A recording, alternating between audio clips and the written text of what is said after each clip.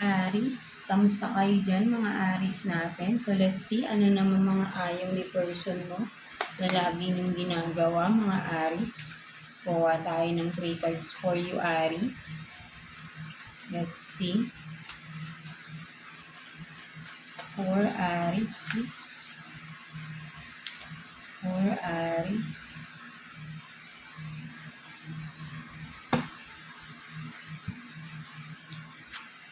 So, you have this, no?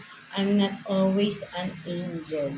No, so, ang nakikita ko rito, no, mga Aries natin, no, ang ayaw ni person mo sa'yo is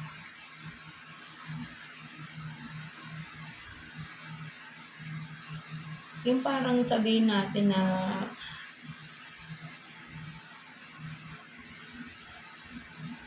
ayaw niya, sabi, kasi I'm not always an angel. So, ang nakikita ko rito, Aries, is ayaw niya nung siguro pag nagagalit ka, no? Kasi sabihin natin pag angel, di ba mabait?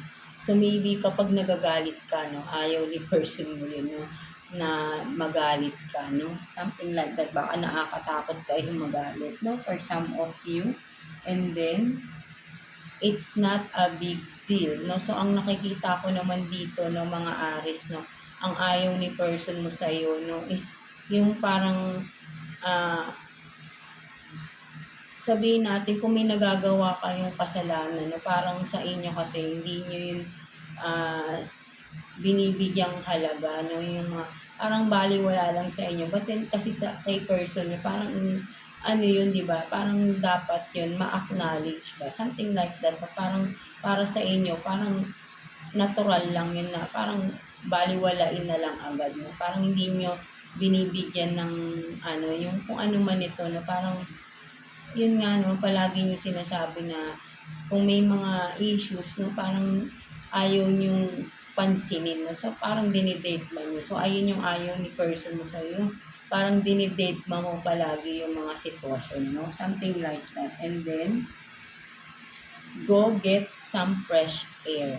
No, so ang nakikita ko naman dito, no, mga Aries, ang ayaw ni person mo is yung siguro pag nagtatalo kayo, no, tas ang bigla ka na lang tumatalikod, no, kapag ka may mga issues din kayo, no, kumbaga parang tatalikod ka na lang basta-basta, no, tas sasabihin mo na lang kailangan mong umiwas. But then ang nakikita ko rin kasi is siguro hindi dapat kung ano yung kailangan pag-usapan, hindi yung parang tatalikod ka lang agad-agad. Diba? Something like that. So, ayun yung ayaw ni person mo sa'yo. Yung kung may issue man, hindi nyo napapag-usapan at tinatalikuran mo siya na parang umaalis ka agad. No? So, ayun yung nakikita ko rito. No? May alsabalutan pa nga. Minsan, siguro, aalis ka, tapos ilang araw ka bago bumalik, or kung magparamdam, no? Something like that, no?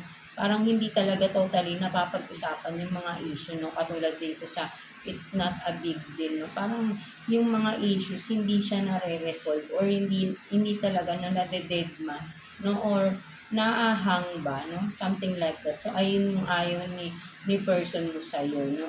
Mga Aries natin, na yun pa yung isa pa, no, may anger issue kayo dito, no, or may temper issue kayo, no, kumaga parang madali rin kayo sigurong magalit, or ayaw nga ni person mo yung nagagalit ka, no, something like that, no, baka grabe kayo pag nagagalit, no? Something like that, no? So ayun yung nakikita ko na ayaw ni person mo na mga ginagawa ninyo, mga Aries natin.